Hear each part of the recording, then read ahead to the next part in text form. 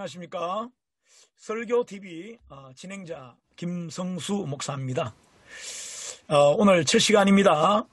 여러분들에게 설교에 대한 다양한 자료와 좋은 정보를 제공해 드리는 그런 통로가 되기를 바라면서 제가 이 방송을 시작하겠습니다.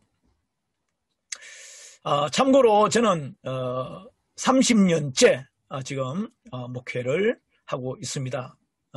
예장 합동척 제가 함남로에 소속된 목사입니다.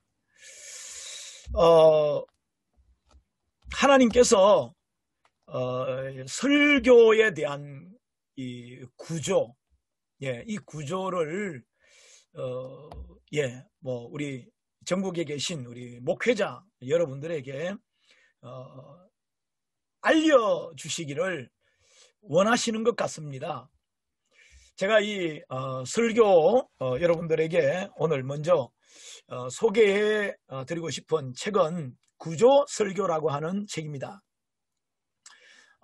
이 구조설교의 내용은 QT로부터 시작이 되어져서 설교로 작성이 되어지는 QT에서 시작되는 설교 이런 내용이라고 우선 간단하게 설명드릴 수 있고, 구조라고 했기 때문에 이 스트럭처, 이 구조에 대한 내용이 전체 내용은 7가지의 구조가 있습니다. 그 중에 지금 이 책은 여기 보시면 2번으로 되어 있습니다. 여기 2번으로 되어 있다는 말은 이것이 스타일로 말하면 2번 스타일로 2번 스타일을 소개하는 책이라, 혹은 이 속에는 2번 스타일로 작성된 설교들이 수록되어 있다, 이렇게 보시면 됩니다. 여기에는 75편의 설교가 물론 들어 있습니다. 뒷면을 보시면 수학에도 공식이 있고 설교에도 공식이 있다, 이런 내용이고요.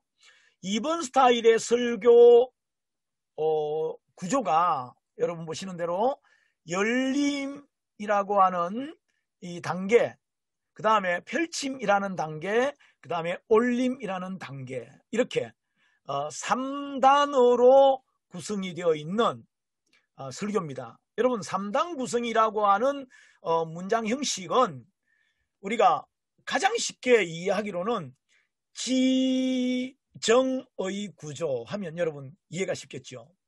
지정의 구조는 3단으로 구성되어 있는 겁니다.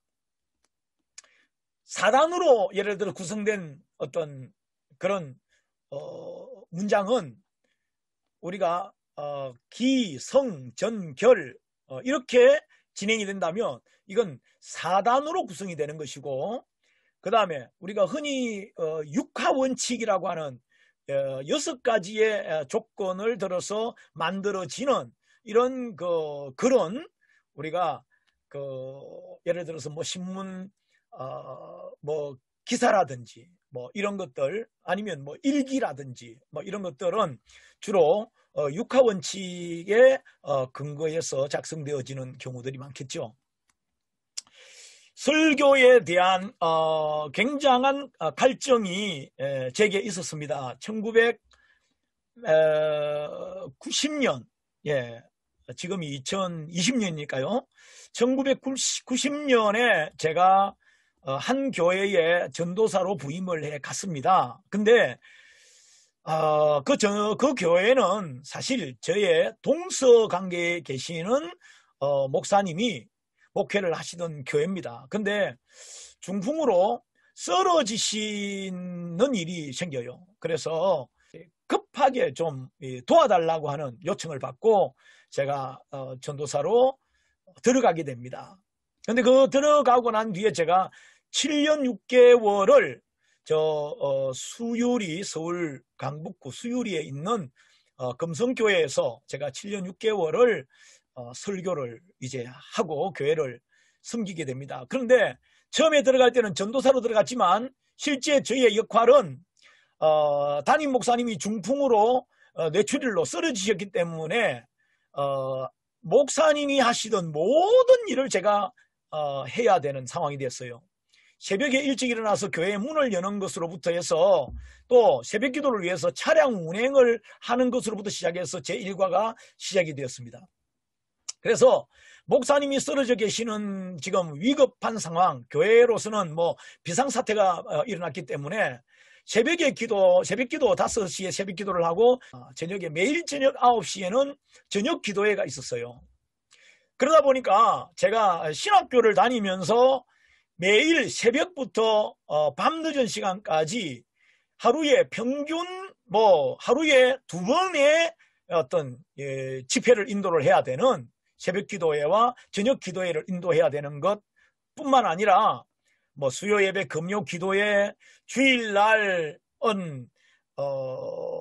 유치부 예배 따로 드렸고, 그 다음에 유초등부 예배, 그리고 11시 예배, 2시 예배, 오후에 4시에 청년 모임, 그 다음에 청년 예배 전에 오후 2시 예배가 끝나자마자 구역장들 또 교육이 있었어요. 그리고 청년 예배를 드리고 그때는 저녁 예배가 있었습니다. 그때는. 나중에는 오후 2시로 바뀌어진 것 같고 처음에는 저녁에 예배를 드렸습니다. 그래서 주일날이면은 예배를 한 5번의 예배를 드려야 되니까 설교도 5번을 해야 되고, 그렇지 않으면 성경 공부를 또 구역장들 대상으로 해야 되고 또 구역 공과를 가지고도 가르쳐야 되는, 그래서 제가 전도사로 이제 처음 사역을 시작하면서 제가 일주일에 그냥 한 10번 이상은 당연하고 15번 이상도 되겠죠. 15번의 설교를 해야 되는 그런 정말 상황이 정말 저로서는 감당하기 어려운, 신학교를 다니고 있기 때문에 신학교에서 좀 들었던 거 배웠던 것을 그런 상황에서 이제 적용해서 좀 이렇게 설교를 하고 교회를 이끌어 갔습니다만은 그거 몇 개월 지나니까요 완전히 미천이 떨어지는 겁니다. 그래서 그 다음에는 어느 출판사인지는 모르겠습니다. Q&A라는 게 있어요. Question and Answer. Q&A, 그걸 성경책과 Q&A를 들고 그냥 강단에 올라가서 한 챕터를 펴놓고 그거 부분에 대한 질문과 해답을 보면서 성도들과 같이 이렇게 또 이 대화 형식으로 또 설교를 하기도 하고, 헤세드라고 하는 여러분 주석 있죠. 헤세드 종합주석. 그리고 또 혹은 나중에는 호크마 주석이 나왔어. 호크마는 책이 조금 적으니까 나아요. 헤세드는 책이 크기 때문에 그 큰 책을 끼고 강단에 올라가는 제 모습은요 상상도 못했습니다. 그런데 어쩔 수 없이 설교를 해야 되기 때문에요 방법이 없는 겁니다. 자, 그렇게 정말 그런 과정을 7년 반을 겪었었고요. 그리고 난 뒤에 제가 강도사 과정 거치고 부목사 과정 거치면서 김해 한림회까지 가서 3년 또 부목사 사역을 하고 서울로 돌아와서 이번에는 담임으로 증빙을 받아서 이제 제가 담임 목사를 하는데, 역시 설교가 이건 항상 설교가 쉽지 않은 겁니다. 토요일 밤에 잠을 제대로 잘 수가 없어요. 설교 준비가 제대로 되어 있지 않을 때는 정말 그것이 주보에는 본문과 제목을 내놓긴 했지만 제 마음에 쏙 들도록 설교가 준비되지 않을 때는 그 토요일 밤은 항상 제게는 공포와 불안의 그런 밤이었어요. 자, 그러던 어느 날 제가 잘 아는 제 선배 목사님으로부터 아주 좋은 설교 세미나가 있는데 가보자. 공개 세미나를 하니까 가보자. 그래서 그 세미나의 그 등록비가 여러분 놀라지 마십시오. 1,000만 원짜리 설교였어요.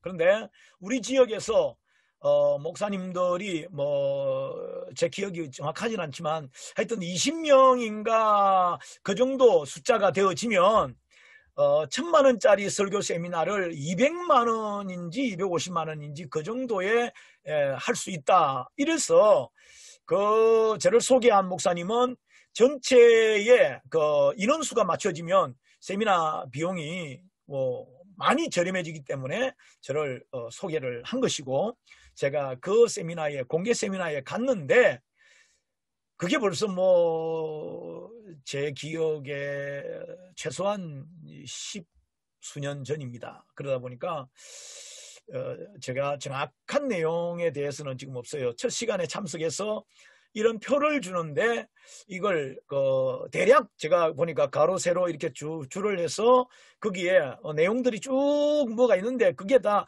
뭐 말하자면 S 다시 뭐 S-1 뭐 이런 식으로 뭐가 되어 있는데, 이 표를 우선 다 외우라고 하는 이야기를 듣고 그것을 외우다가 제 마음에 너무 불편한 겁니다. 왜? 설교를 정말 쉽게 하고 싶어서 200만 원을 내고 세미나를 받아야 된다고 한다면 그 200만 원을 정말 낼 마음도 있었습니다. 그래서 정말 저는 정말 어떤 탁월한 어떤 근가를 기대를 하고 갔었는데, 그걸 외우라고 하는 말에 그걸 외우다가 뭐 1시간을 외운다고 그 40가지 정도가 외워집니까? 그래서 외우다가 제가 그냥 조용히 그냥 자리를 빠져나와서 우리 교회로 왔습니다. 교회 와서 강단에 올라가서 하나님 앞에 기도를 시작했습니다. 하나님, 1,000만 원짜리 세미나 지금 제가 다녀왔습니다. 근데 저는 쉽게 설교하는 방법을 저는 정말 좀 이렇게 배우고 싶은데, 제가 그 전체 내용을 제가 들어보지는 않았지만, 처음 제게 요구하는 이것을 우선 외워라라고 하는 외우라고 하는 그것부터 제게는 벌써 머리가 아프기 시작하고 너무 복잡하다, 너무 힘들다는 느낌이 들어서 제가 그 세미나를 포기하고 하나님 앞에 와서 정말 뭐 눈물 섞인 마음으로 하나님 앞에 기도를 시작했습니다. 하나님, 어떻게 설교 세미나가 1,000만 원짜리가 있습니까? 이게 정말 이게 아니 100만 원이라고 하는 것도 우리 개척교회 목사들에게는 결코 적은 돈이 아닌데 어떻게 이럴 수 있습니까? 이런 마음에 제가 하나님 앞에 그렇게 기도했습니다. 하나님, 설교를 열어주십시오. 제가 지금까지 최소한 10년 이상 설교를 해왔습니다. 한 15년 정도 설교를 해온 거죠. 15년 이상을 설교를 해왔지만 제가 결국은 제가 뭐 그 세미나의 그 이름은 제가 말하지 않겠습니다. 어쨌든 하나님, 이것이 어떠한 그 설교의 이게 방법론이라고 한다면 이것 자체가 어렵지 않아야 되지요. 어렵지 않게 우리는 성경은 뭐 많이 읽고 있지 않습니까? 성경은 그리고 많이 공부했지 않습니까? 그런데 설교라고 하는 것 자체는 뭔가 이게 구조적으로 뭔가가 딱 정립이 되어 있다면 이 설교가 쉽게 할 수 있을 것 같은데, 그래서 하나님 앞에 기도한 내용이 하나님, 쉽게 할 수 있는 설교를 하나님 알려주십시오. 그러면 제가 정말 전국에 있는 목사님들에게 정말 제가 무료 봉사하겠습니다. 예, 제가 정말 하겠습니다. 그래서 기도를 하는 중에 하나님께서 제게 어떤 뭔가를 주셨어요. 근데 그 뭔가가 뭐냐면, 여러분 제가 종신신학대학원을 우리 합동측의 종신신대원을 졸업을 하고 제가 92년도에 신대원 1학년 때에 제가 저기 러시아를 간 적이 있습니다. 여러분, 키르기스탄, 타지키스탄, 카자흐스탄, 우즈베키스탄, 그리고 러시아, 제가 그 5개국, 지금은 독립국가연합이기 때문에 그 5개국을 다니면서 제가 김삼성 선교사의 그 사역지에 갔다가 그 선교사님이 저보고 여기 같이 좀 머물러서 나보고 여기서 나하고 같이 차입 좀 하자, 그렇게 저를 이제 붙잡았는데, 저는 일단은 제가 단기 선교로 1달 반 정도의 어떤 그 일정을 가지고 들어왔기 때문에 거기서 머무르지 못하고 떠나왔습니다. 근데 김삼성 선교사님의 그 사역 현장, 그때 김삼성 선교사님은 집사님이었어요. 그 제가 너무 도전을 많이 받은 거죠. 그리고 러시아에서 드리는 그 예배 시간마다 저는 울었어요. 정말 그 러시아의 교회들, 그 모스크바의 이 그레이스 제르코브라고 저기 은혜 교회가 있었습니다. 근데 하여튼 모든 그 제가 갔던 그 교회들이요, 너무너무 정말 은혜가 충만했고 성령으로 충만했고, 정말 그런 감동 속에서 가장 제가 은혜 받은 것은요, 찬양이었어요.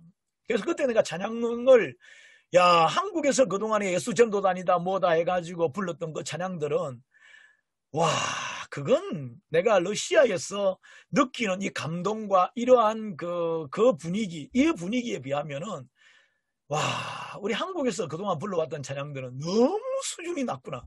그래서 제가 찬양에 대한 그 정말 열망이 있어서 제가 종신신대원 졸업하고 어디로 갔는가 하면 찬양신학교로 들어갔습니다.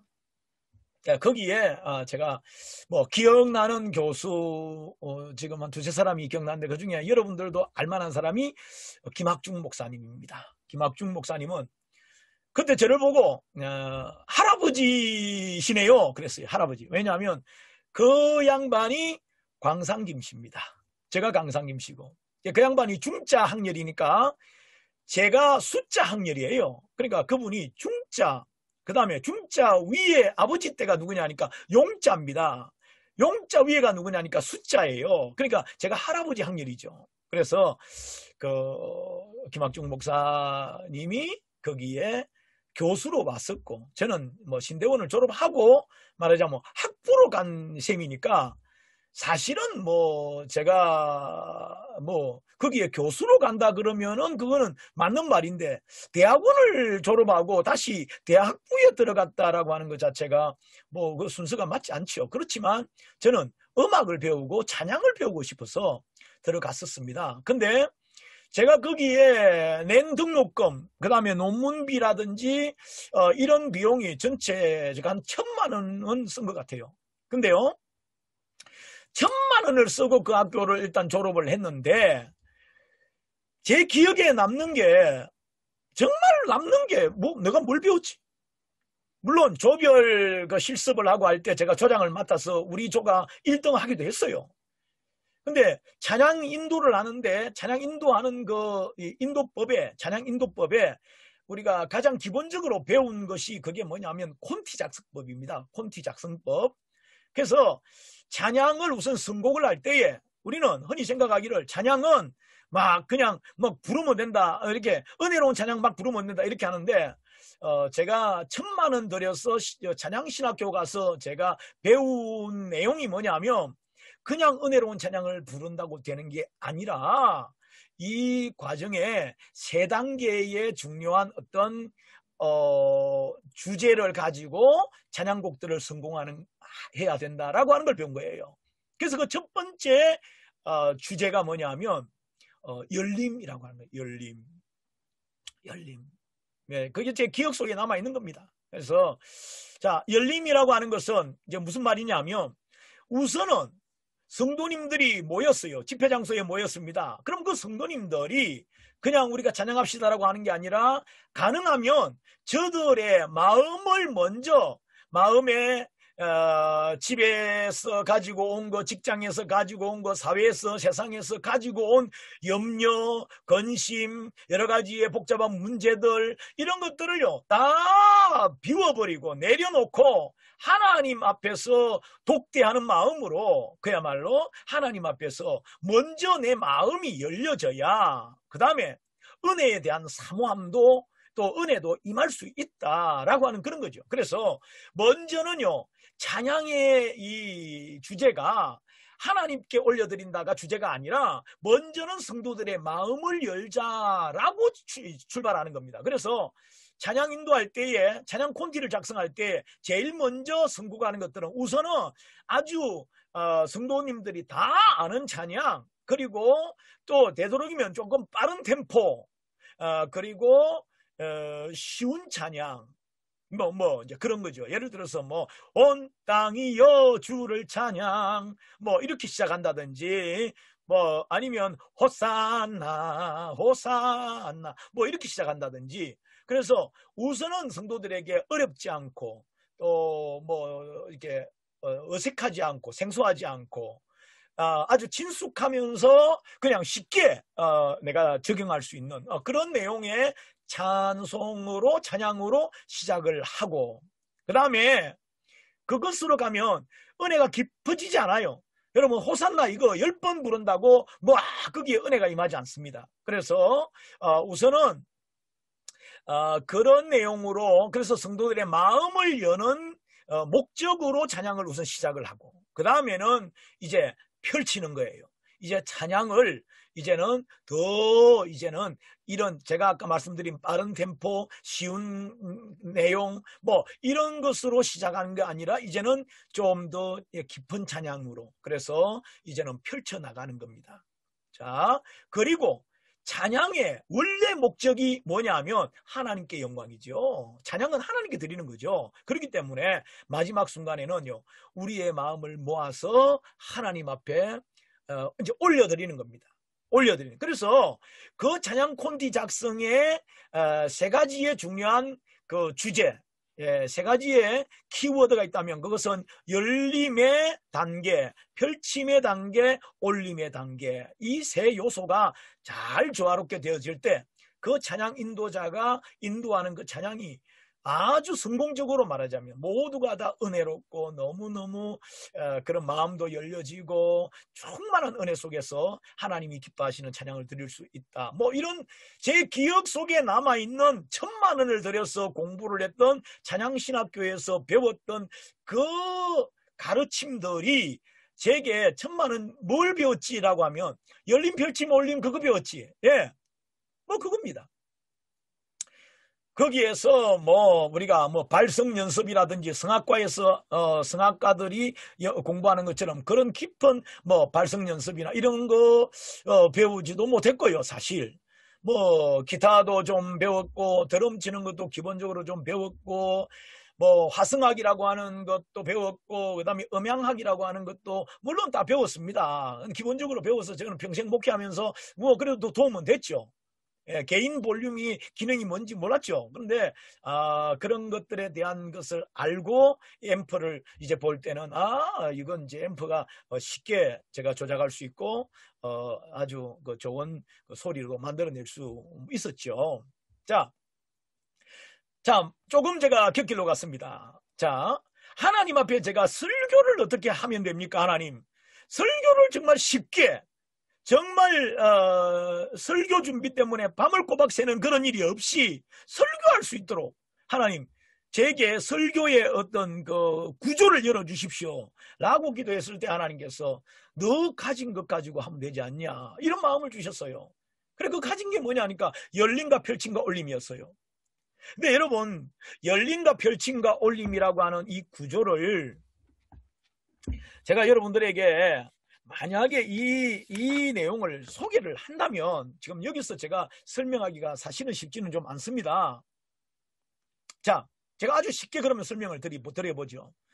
자, 열림과 펼침과 올림에 있어서 우리가 여러분 잘 알만한 내용이 뭐냐면 데살로니가 전서 5장 16절로 예를 들어서 18절이라고 보겠습니다. 그러면 데살로니가 전서 5장 16절 항상 기뻐하라 17절 쉬지 말고 기도하라 18절 범사에 감사하라 이는 그리스도 예수 안에서 너희를 향하신 하나님의 뜻이니라. 그렇죠. 자, 이것을 가지고 우리가 설교를 하라고 할 때에 중요한 것은 여러분 항상 기뻐하십시오. 쉬지 말고 기도하십시오. 범사에 감사하십시오. 이렇게 내용 전달이 할 수 있죠. 근데 설교를 할 때는 여러분 제목이 있어야 되고 그 다음에 대지가 있어야 되는데 그러면 여기에 이러한 본문을 주어졌을 때에 내가 어떻게 설교할 것인가 라고 한다면 예를 들어 제가 설명하겠습니다. 그러면 어떤 분은 제목 주제를 제목은 일단 항상 기뻐하라로 잡자. 그래서 16절에 항상 기뻐하라를 제목을 잡아서 여기에 주보에다가 제목 항상 기뻐하라. 여러분, 항상 기뻐하라고 하는 주제를 잡았는데 내용을 보니까 쉬지 말고 기도하라도 있고 범사에 감사하라도 있어요. 어떤 면에서는 항상 기뻐하라보다도 쉬지 말고 기도하라가 더 중요할 수도 있고, 아니면 범사에 감사하라가 더 중요할 수도 있습니다. 근데 제목을 항상 기뻐하라 이렇게 잡아놓고, 아니면 제목을 쉬지 말고 기도하라 이렇게 잡거나, 혹은 범사에 감사하라라고 하는 제목을 잡는다면 뭔가가 설교 전체의 내용과 이 제목이라고 하는 이 주제에 이게 가장 중요한 이 제목과 전체 내용이 뭔가 연관된 부분이 없잖아 있긴 있지만 전체를 아우르는 주제가 되지는 못하는 거예요. 그렇기 때문에 여기에서 이 주제라고 하는, 즉 제목이라고 하는 것은 제가 이 책에서 그 부분을 아주 간단하게 제가 간단하게 이 설명을 해 놓은 부분이 이 부분입니다. 자, 스타일 2 구조 설교에서의 제목 잡기 그랬는데요. 여러분 뭐 글씨가 작아서 잘 안 보이시겠지만은, 그럼 여기에 제가 자물통과 열쇠를 여기에 그림을 넣어놨습니다. 이게 무슨 말인가 하면, 설교의 제목은 무슨 기능을 해야 되는가 하면, 이 제목은 자물통의 열쇠와 같아야 된다. 여러분, 열쇠와 자물통의 그 구조를 보면 열쇠가 이렇게 산이 이렇게 깎아진 부분이 있지 않습니까? 그러면 열쇠에 이 나오고 들어가고 한 이 부분들만큼 그 자물통 겉으로 볼 때는 그냥 쇠덩어리 같아도 그 속에는 그 미세하게 고르한 그 구조가 그 속에 들어있는 겁니다. 그러면 우리가 열쇠를 열 때 어떻게 열려지는가 하면요, 이걸 돌리면 입구에서부터 이게 짜르르 돌리면서 전체 그 자물통 내부에 있는 그 튀어나온 부분들이 열쇠를 돌리면서 요것들이 싹 들어가면서 자물통이 착하게 열리는 거죠. 자, 마찬가지로 설교의 제목을 어떻게 잡는다. 어떤 분들은 굉장히 철학적인 제목을 잡아놓고 설교를 하는데, 그러면 시간이 지나면 성도들의 기억 속에 오래 남지는 않습니다. 문제는 설교를 듣고 난 뒤에 어려운 설교, 복잡한 설교는 듣고 나서 나가자마자 아예 어떤 때는 제목까지도 잃어버려요. 제목까지도. 자, 그런데 본문 안에서 가장 중요한 열쇠가 되는 제목을 제대로 잡았을 때는요, 잘 잊혀지지 않습니다. 더 오래 기억되어지고 더 성도들의 이해가 쉽습니다. 자, 그러면 데살로니가전서 5장 16절로 18절을 가지고 설교를 할 때는 제목을 뭘로 잡아야 정확하게 제목이 되느냐, 어떤 것이 진짜 열쇠, 제대로 된 자물통의 열쇠가 되느냐라고 하면 그것은요, 하나님의 뜻이라고 하는 그 제목을 잡을 때에 이게 내용이 풀어집니다. 자, 그러면 제가 열림이라는 구조는 위에서 아래로 열어라, 이렇게. 열림이라고 하는 구조는요, 위에서부터 아래로 열어라 또는 순서대로 열어라, 이렇게 설명을 합니다. 자, 열림이라는 구조는요, 위에서 아래로 연다. 자, 위에서 아래로 연다는 것을 데살로니가전서 5장 16절로 18절을 가지고 본문으로 잡고 설교할 때, 그러면 위에서 아래로 하는 말은 뭐냐? 하나님의 뜻이라고 하는 제목을 잡고 첫째로 하나님의 뜻은 항상 기뻐하는 것입니다. 그리고 16절 이렇게 되겠죠. 여기에 항상 기뻐하라고 하는 내용은 우리가 기뻐할 일이 있을 때만 기뻐하는 것이 아니라 내게 전혀 기뻐할 일이 아닌 도리어 슬퍼해야 되고 화를 내어야 되는 그런 상황 속에서도 기뻐하라라고 하시는 하나님의 음성입니다. 뭐 이러다 보면 이제 연결되는 이들이 있겠죠. 우선 그러면 이제 이 내용을 가지고 일단 설교를 했습니다. 자, 두 번째 대지는 쉬지 말고 기도하라. 여러분, 우리의 기도를 쉰다면 마치 사무엘 선지자가 내가 기도를 쉬는 죄를 범하지 않겠습니다 라고 하는 내용이 있죠. 마찬가지로 기도를 쉰다고 하는 것 자체가 하나님 앞에는 이게 죄라고 하는 어떤 그 죄인식, 죄에 대한 어떤 이해, 이런 이해가 필요합니다.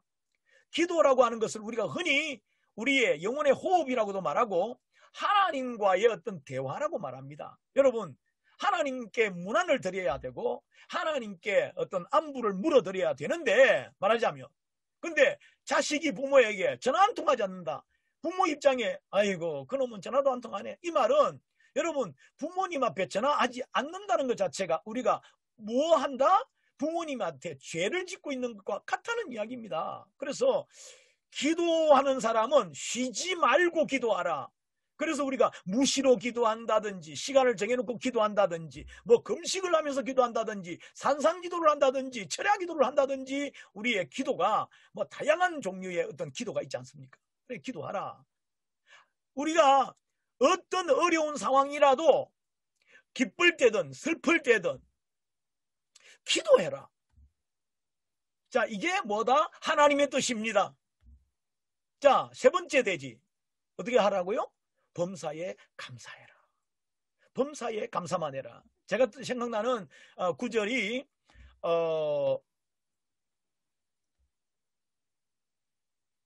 다니엘서 6장 10절에 다니엘은 왕의 조서에 의인이 지킨 것을 알면서도 쉽게 말하면 그 내용이 뭐냐 하면 기도, 왕에 대한 기도 외에 다른 어떤 신에게라도 기도하는 사람은 사자굴에 던져 넣는다는 왕의 엄청난 그 왕의 음한 왕의 어명이 말하자면 담겨 있는 그런 조서에 도장까지 찍혀서 곳곳에 조서가 붙었다고 하는 사실을 알면서도 다니엘이 어떻게 했다고요?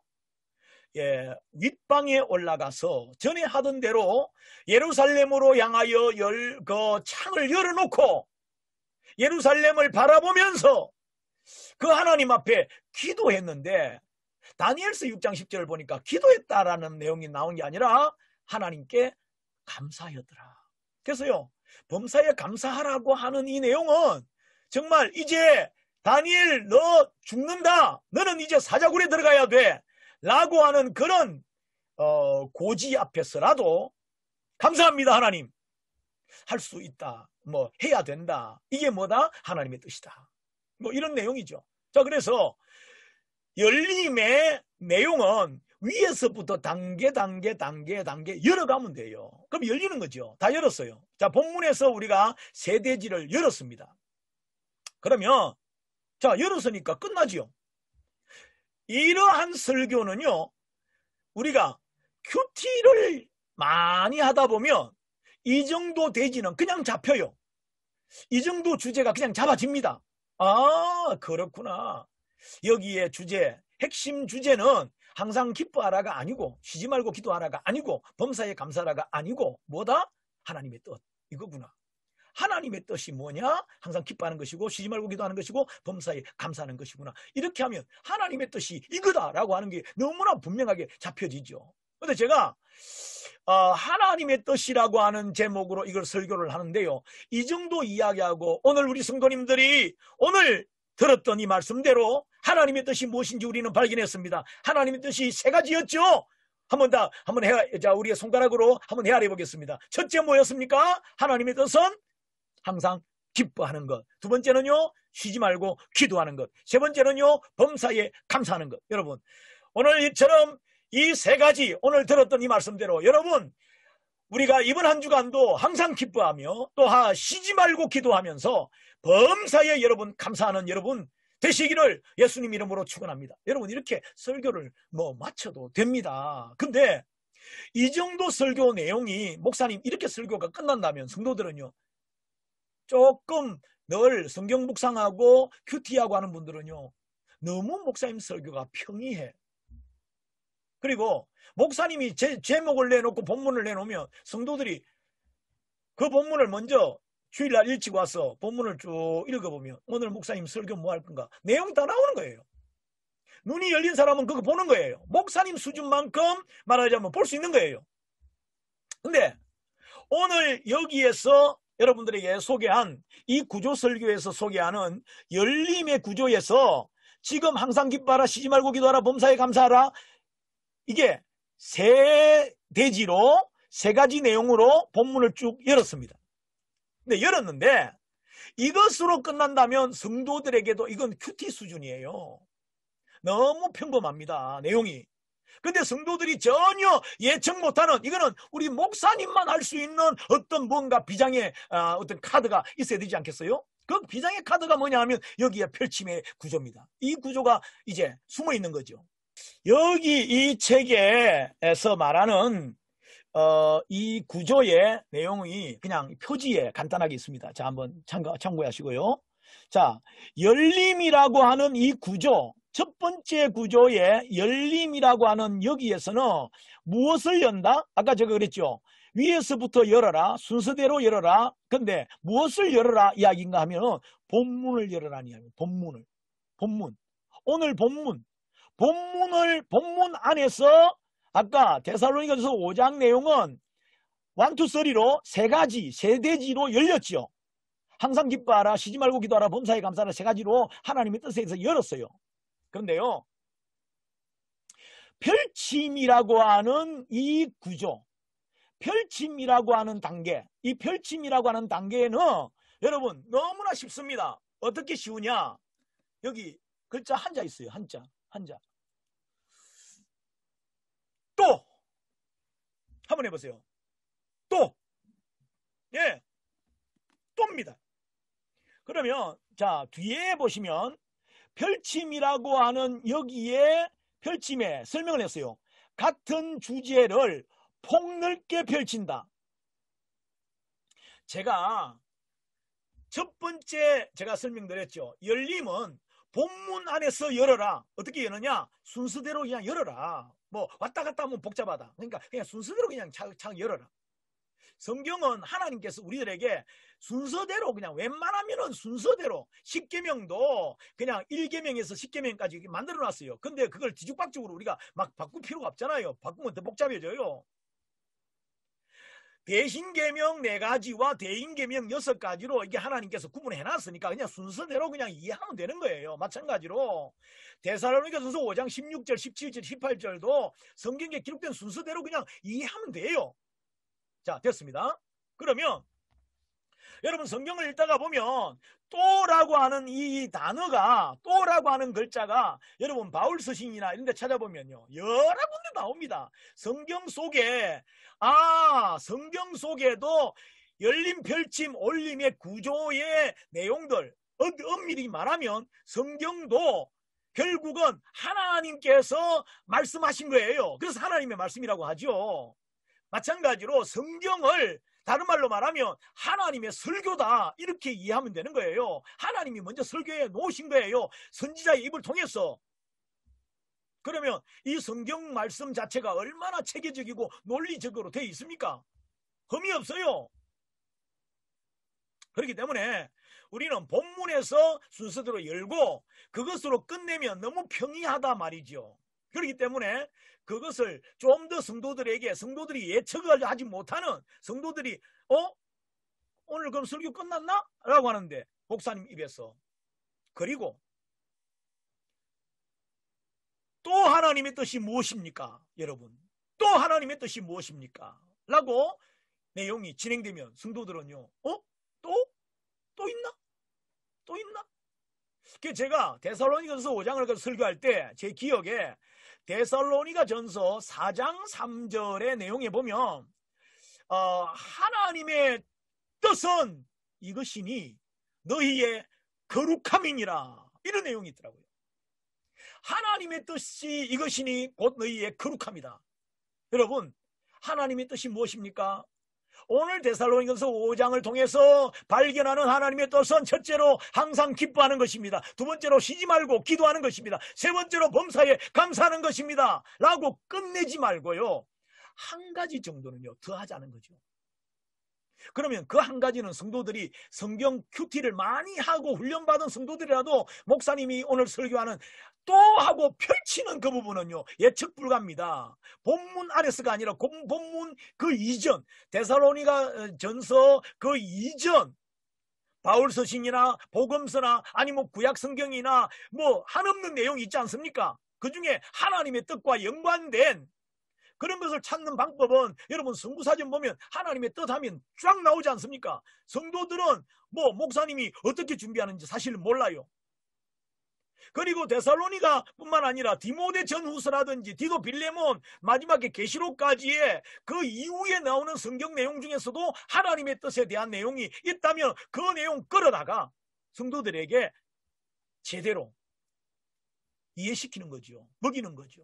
선포하는 거죠. 다시 이제 정리하겠습니다.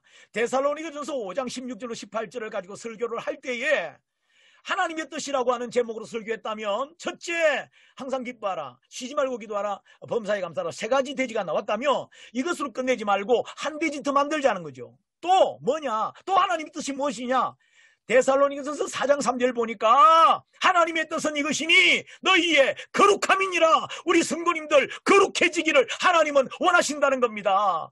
우리가 거룩해지는 것을 하나님의 뜻은, 하나님이 원하시는 바는, 하나님의 희망사항은 우리가 거룩해지는 것을 원하신다는 것입니다.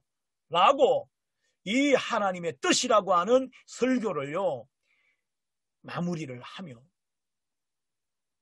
그래서 그 내용이 어디까지 갔느냐 하니까 이제 펼침까지 간 겁니다. 자, 그러면 이렇게 설교했으면 이제 끝나면 되지 않냐? 여러분, 설교는요 강의와 달라요. 성경 내용을 지식적으로 알게만 해준다면 설교가 힘이 없는 겁니다. 성도들이 많이 알지만 고린도전서 8장 1절의 말씀처럼 사람이 많이 알아서 지식이 많아지게 되면 지식은 교만하게 하며, 지식은 사람을 교만하게 만들어버립니다. 성도들을 교만하게 만들어버려요. 제가 이번에 그런 이야기를 들었어요. 목사님, 사모님, 그 다음에 아들, 목사, 내외, 그 다음에 손주들까지, 그리고 성도님들 여러분 이번에 코로나 확진을 받았습니다. 근데 그 목사님요 평생을 정말 성실하게 목회를 하셨어요. 정말 신실하게 늘 기도하시고 차를 타고 출발하기 전에 꼭 성경을 펼쳐서 성경 말씀 한두 구절 읽고 또 묵상하고 잠깐 기도하고 출발할, 아주 우리가 볼 때는 답답할 정도로 그렇게 평생을 그렇게 하시는 거예요. 근데요 이번에 그렇게 확진을 받고 성도들이 얼마나 많은 정말 그 비난과 어려움이 있겠습니까? 그런데 그 교회 성도님들이 이번에 병원에서 각자 서로 카톡방을 만들어 놓고 서로 대화하는데, 목사님, 이번에 이 일을 통해서 정말 우리 목사님이 늘 강조하시는 것처럼 주님 오실 때가 다가오고 우리가 정말 상상 못할 그런 고난과 시련의 때가 우리 가까이에 와 있다. 전 세계적으로 전쟁이나 기근이나 지진이나 온역, 전염병이 정말 이제는 아주 왕성하게 전 세계적으로 일어나게 될 것이다. 이런 말씀들이 자기가 직접 코로나라고 하는 것을 접해보고 나서는요, 목사님, 저희들 더 잘할게요. 저희들 병원 나가면 정말 이제 우리 교회예요. 지금까지 우리 교회와는 분명히 다를 거예요. 이제 정말 하나님의 말씀이 정말 말씀 그대로 된다는 걸 이제는요 너무너무 저희들이 체감했습니다. 그러면서 성도님들이 목사님, 사모님에게 막 위로하고, 목사님 우리 힘내요, 목사님 정말 우리 파이팅해요. 저는요 말씀 체질이 되지 않고 지식적으로만 있는 이런 사람들은 그냥 이런 일을 만나면은 그냥 판단하고 비난하고, 목사님이 지금 이 시국에 사람들 모아놓고 말이지 그러니까 이런 일이 일어나냐, 아마도 비난하고 불평하고 교회 떠나는 사람들도 많이 나올 거예요. 자, 제가 열림과 펼침 설명했습니다. 근데 오늘 우리가 설교자들이 성도들에게 정말 중요하게 우리가 다뤄야 될 설교의 요소 중에 한 가지가 뭐냐면, 여러분, 찬양을 해도 사실은 하나님의 영광, 이 목적이에요. 할렐루야, 하나님을 찬양하라, 하나님을 찬양하자, 할렐루야, 마찬가지죠. 여러분, 설교도 하나님을 기쁘시게 하자가 이 우리의 설교의 최고의 목적이어야 된다고 생각합니다. 여러분, 하나님을 기쁘시게 하자. 설교자는 무엇으로? 찬양사역자들은요, 찬양으로 하나님을 기쁘시게 하면, 목사들은 뭐로 해야 되느냐? 하나님의 말씀을 통해서 말씀이라고 하는 이 도구로, 이 무기로 하나님을 기쁘시게 하는 겁니다. 하나님이 원하시는 것이, 여러분 다니엘서 12장 3절 말씀대로 많은 사람을 옳은 대로 돌아오게 하는 자는 별과 같이 영원토록 비치리라 그랬지 않습니까? 많은 사람을 옳은 대로 돌아오게 하는 자, 이 옳은 대로 돌아오게 하는 자가 뭐냐면, 여러분, 이것이 결국은 하나님의 말씀을 전하고 그 말씀을 듣고 많은 사람들이 말씀의 빛 가운데로, 하나님 앞에 진리 가운데로 돌아오는 것이 아니겠습니까? 마찬가지죠. 그래서 설교의 최고의 목적은 하나님을 기쁘시게 하는 겁니다. 그래서 내가 성도들을 이렇게 오늘 아주 좋은 내용으로 아주 헬라어 히브리어까지 동원해서 잘 가르쳤으니까, 야, 오늘 잘했다, 이것으로 만족하면은 여러분, 결과가 그다지 만족할 만한 결과가 안 될 것입니다. 그러면 뭐가 남았느냐? 여러분, 역시 마지막 단계, 이 올림이라는 단계를 기억해야 됩니다. 자, 올림의 내용은 어떻게 되어 있는가 하니까, 내용이 하나님께 영광이 되도록 어떻게 되냐? 삶 속에 적용과 실천을 다짐한다. 자, 여러분, 오늘 제가 설명드린 데살로니가전서 5장 16절로 18절을 본문으로 설교를 했다고 하면, 여러분, 마지막 단계에 우리가 해야 될 일이 뭡니까? 데살로니가전서 4장 3절까지 해서 전체 4가지 대지로 설교가 구성이 되어졌습니다. 이런 구조로 완성이 되어졌어요. 그렇다면 우리가 성도들에게 이제 마지막으로 우리가 해야 될 일은 뭐냐면, 저들에게 이번 한 주간, 아니 할 수 있다면 우리가 평생을 하나님의 뜻을 기억하고 하나님의 뜻대로 살아드려야 되겠다. 그러면 여기서는요, 하나님의 뜻대로라고 하는 이 부분을 성도들에게 적용을 시켜야 되는데, 적용해서 여러분들 한번 생각해 보세요. 적용할 때 뭐가 필요하겠어요? 아까 제가 얼핏 이야기했습니다. 누구요? 다니엘 이야기했죠. 다니엘은 자기가 사자굴에 들어가야 되는 그런 무서운 법이 만들어졌는데도 자기가 지키도 하는 사람은 사자굴에 던져져서 이제 비참하게 처참하게 죽어야 된다고 하는 그런 악법이 만들어졌는데, 도리어 하나님께 감사합니다. 여러분, 이게 상식적으로는요, 논리적으로는 말도 안 되는 거예요. 말도 안 되는. 그러나 범사에 감사한 것으로는 틀림없이 맞는 거죠. 그렇다면 우리는 이 부분에 대해서 마지막에 올림이라고 하는 부분에 말씀드린 바대로 다니엘서 6장 10절에 다니엘이 이런 상황 속에서도 하나님께 감사할 때에 하나님께서는 사자들의 입을 막으시고 다니엘을 해치려고 했던 다른 총리들과 그 가족들이 사자굴에 던져지는 이런 결과가 되어졌습니다. 뿐만 아니라 다니엘에 대한 바벨론 왕의 그 신임은 더욱더 커졌고, 다니엘은 왕을 대신하는 굉장한 권세를 가지게 되었다. 뭐 이런 거죠. 하나님의 뜻대로, 여러분, 사무엘이 하나님의 뜻대로 내가 기도를 쉬는 죄를 범하지 아니하리라, 어떤 상황에도 기도하며 어떤 상황 속에도 기도를 쉬지 않았던 사무엘. 여러분, 이스라엘 역사, 유다 역사에 여러분, 사무엘이